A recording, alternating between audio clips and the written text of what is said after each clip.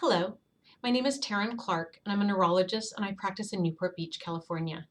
You may be wondering why I'm so interested in the immune system as a neurologist during the time of the pandemic. Most of my patients suffer from Alzheimer's disease or another dementia, and most of my patients are also over age 65. This puts them in the prime demographic to suffer from more severe illness from SARS-CoV-2. So I've gone back to my medical school learning in virology, and I've spent a tremendous amount of time combing through the medical literature on SARS-CoV-1 and SARS-CoV-2, trying to figure out how I can get my patients best ready to fight and conquer this virus in case they're exposed to it. So I wanted to talk to you about what I recommend to many of my patients in terms of keeping their immune system strong. I would encourage you to discuss these with your physician, as nobody should consider taking supplements without having their physician guide them and check for any possible medication interactions that could occur. So when we talk about SARS-CoV-2, there are a couple important things to understand. First of all, SARS-CoV-1, which we saw in the early 2000s, and SARS-CoV-2, which we're seeing now, are very similar. In fact, they're 78% genetically identical. This is important because we can look at the research that's going on right now for SARS-CoV-2, but we can also look at all we learned from SARS-CoV-1, which was studied extensively in the early 2000s.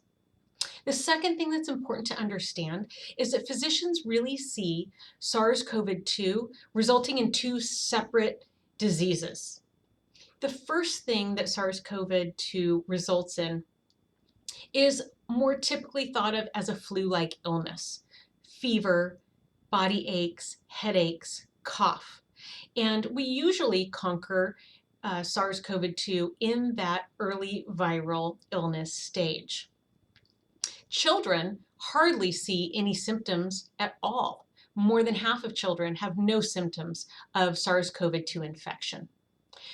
What then happens if we don't beat this virus in that early first stage is that our immune system becomes completely dysregulated.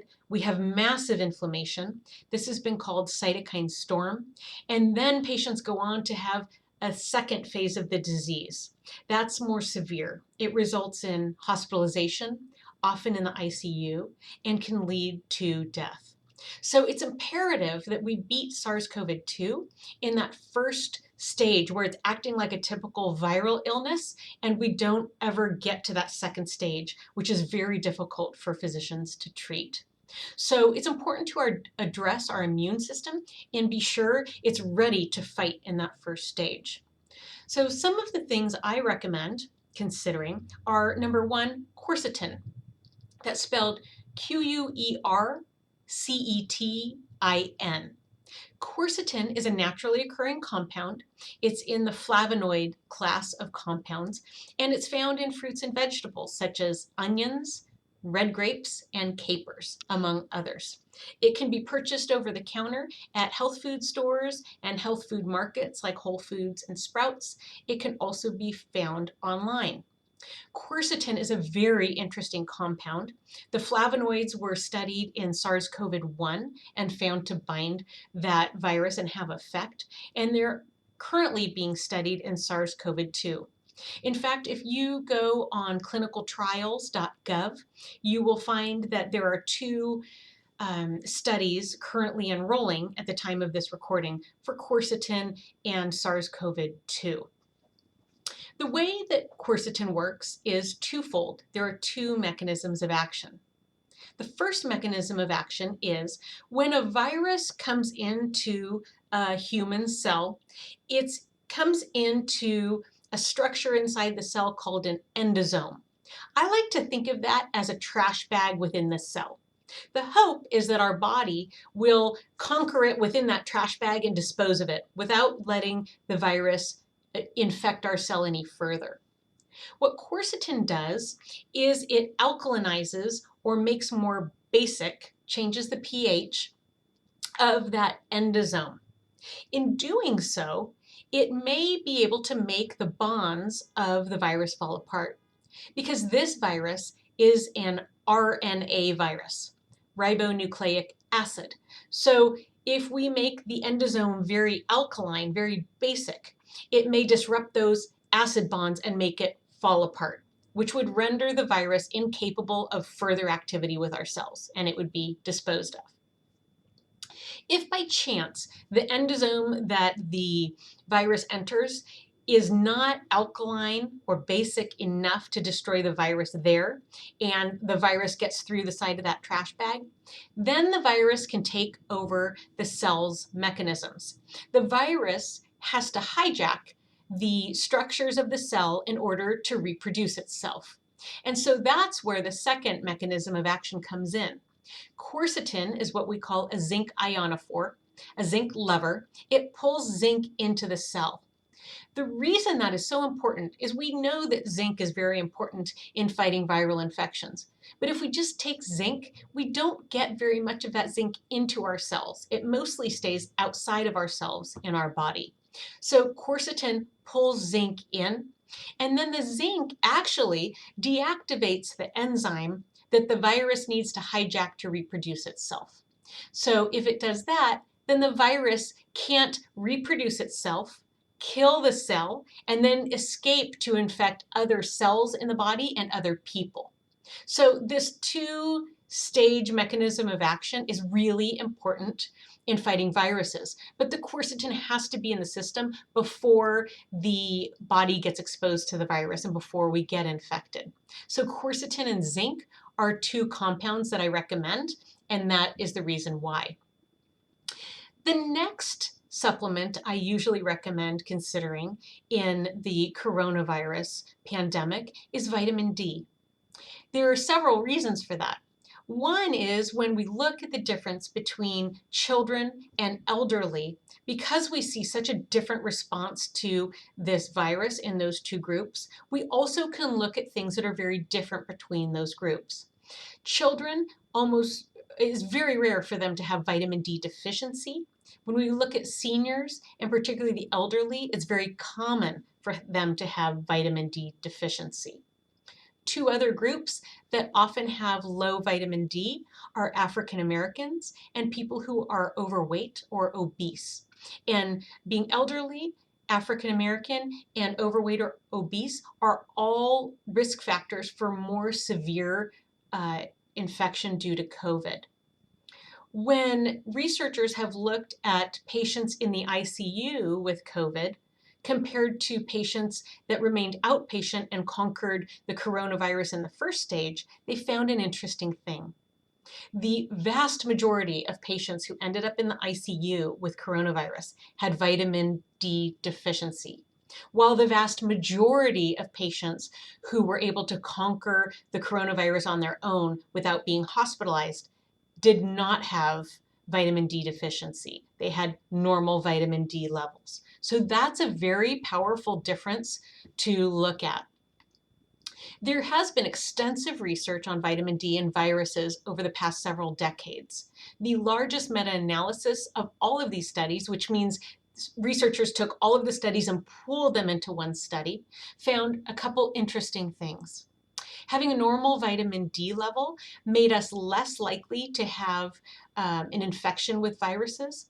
But if we did get infected with a virus, we were more likely to have a less severe course, and good vitamin D levels also decrease the length of the viral infection. So there are several reasons that we should consider being sure our vitamin D level is normal and consider taking vitamin D supplementation. The last compound I wanted to talk about is tremendously interesting. I did not know much about this compound before the pandemic. The compound is melatonin. I, like you, probably thought of melatonin primarily for its benefits in helping us sleep. Melatonin is a compound that our bodies produce when we're sleeping and when it's dark, and it's associated with good sleep. However, melatonin also interacts significantly with our immune system. It interacts with something called inflammasomes, and having a normal or high melatonin level can actually help our immune system be more ready for attack. Another consideration is that when we look at children and again revisit the differences in our immune system from childhood through senior years, we see really markedly different levels of melatonin. Think of sleeping like a kindergartner. They sleep so well and for so long, and they produce a ton of melatonin. As we move to midlife, we don't produce much melatonin, and in fact, we don't sleep as well either. We start to have interrupted sleep in the nighttime. And then as we progress to seniors and the elderly, they produce very minimal levels of melatonin. This consideration is so powerful that if you look at clinicaltrials.gov, on that website, you will see that there is a trial that is currently enrolling healthcare workers to prophylax them against coronavirus with nothing but melatonin. So it is quite a powerful compound. My opinion is that I don't want to wait to see the result of that study. Melatonin is something we already produce in our bodies. It's quite a common compound. It's benign. We're not going to be allergic to it because we already produce it, although with supplements we can always be allergic to the colorants and binders that are in with it. But I am taking melatonin now to improve my immune system, and I recommend that my patients consider doing the same and discuss that with their primary care physicians. Also, circling back to quercetin, there are a couple studies currently enrolling for SARS-CoV-2 for quercetin, and you can find those on the same website by searching quercetin and COVID-19 or coronavirus. The two studies are different, listed under different headings. My main concern with quercetin would be for those who take Coumadin or warfarin.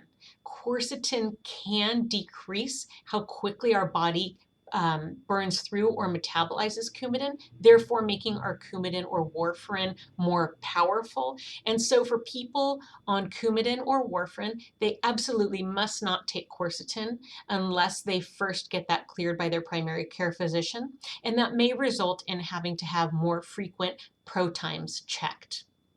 That's not generalizable to other anticoagulant medications like Eliquis, Brilinta. Those don't work in the same way. So the effect is not the same. It also doesn't generalize to antiplatelet agents like aspirin and Plavix. It's not the same mechanism, although of course you should always discuss adding a new supplement regimen with your physician prior to starting. The other consideration you'll want to discuss with quercetin is if you take Synthroid or levothyroxine. Quercetin can change the effectiveness of those medications. And so with most of my patients, what I'm doing is rechecking their thyroid after they've been taking quercetin for a month. So far, I haven't found any significant changes in their thyroid functions or with mine. I also take Synthroid and it hasn't changed my thyroid function since starting quercetin. So I hope you will look into these important compounds and consider using them in boosting your immune system, making yourself have the best chance of your immune system conquering this virus in the early stages if you're exposed to it. Please discuss this with your primary care physician and be sure these supplements are safe for you. If you'd like more information, you can reach me by email at info@clarkneurology.com, info@clarkneurology.com. Clark has an E at the end of it, so it's Clarkneurology.com. That's a mouthful. You can also find me on my website, which is www.clarkneurology.com. Thank you for taking the time to watch this video, and I wish you all the best of health.